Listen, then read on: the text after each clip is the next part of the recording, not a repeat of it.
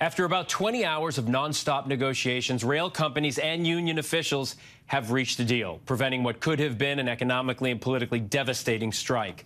The president himself calling into that meeting around 9 o'clock last night to help get the agreement over the finish line.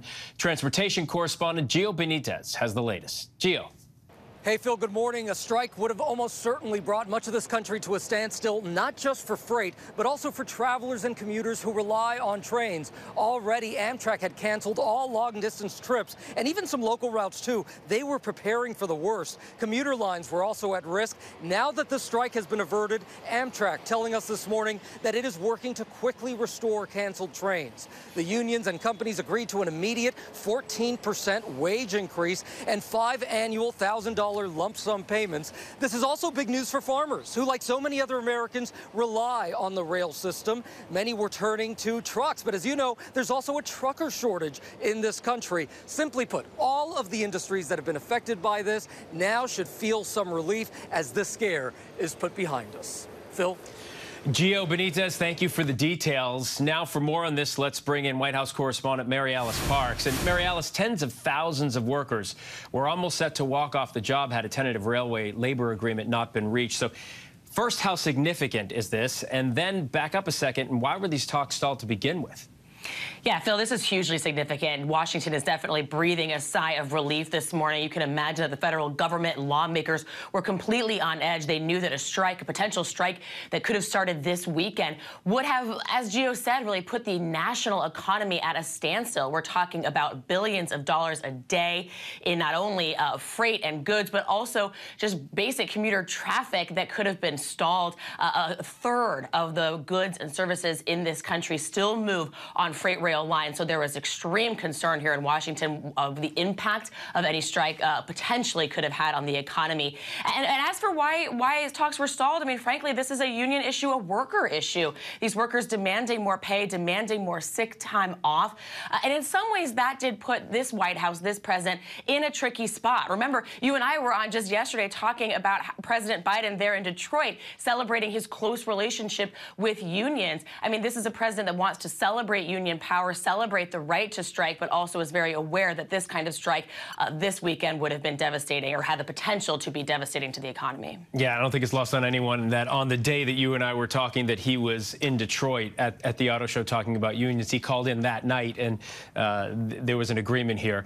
President Biden obviously hailing this deal as, quote, an important win for our economy and the American people. What more do we know about the details of this agreement?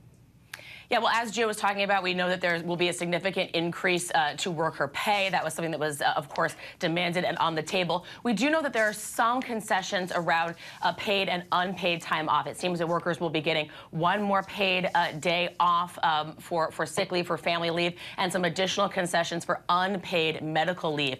You know, this is really interesting for me that covering this White House, that this was something that these workers were demanding, because, of course, the Biden administration had been trying to pass a national paid medical leave plan. And so I think that it'll be, this moment will put a lot of pressure on this White House to potentially bring up that kind of legislation again. They haven't been able to get it done, but clearly this is something that has a lot of popular support, and workers are really hungry for it, you know, are demanding more paid time off from their employers.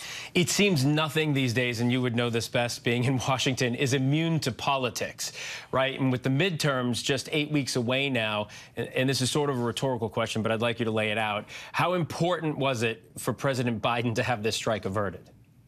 Oh, yeah, I mean, this is huge right now. I mean, it would have been devastating or had the potential to be devastating to the economy no matter what. But like you said, when we're talking about 2 months to the midterms, the politics could have just been devastating to Democrats and to this White House. It felt for them, I'm sure, like it wasn't just the state of the economy, the state of this deal with rail workers that was on the table, but also Democrats' future. I mean, it would have been so tough for Democrats to go out there and run and campaign if they were dealing with a strike of this magnitude. So absolutely, no doubt, the midterm sort of looming, that date, election day looming, quickly approaching, put extra pressure on this president, on Democrats on Capitol Hill to try to make sure that a strike was averted, because it would have been so hard to argue that you were governing effectively if something like this was really grinding the country to a halt. All right, so tentative agreement, but what happens next?